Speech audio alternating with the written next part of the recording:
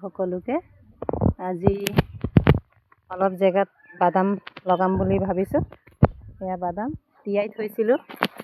বাদামখিনি এয়া এনেকৈ আহিছে, গজালি আহি আছে।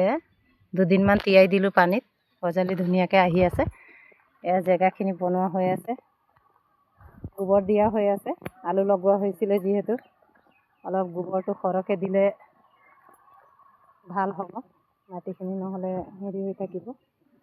এতিয়া লগাম, লাইনে লাইনে দিম। অলপ বহলকৈ ৰখা হৈছে জেগাখিনি, যিহেতু মাটি উঠাব লাগিব বাদামত। এনেকৈ লগাই যাম। আকৌ যেতিয়া গছখিনি আহিব তেতিয়া এখন ভিডিঅ' বনাই দিম। কেনেকৈ লাগিছে আপোনালোকক মোৰ বাদাম লগোৱা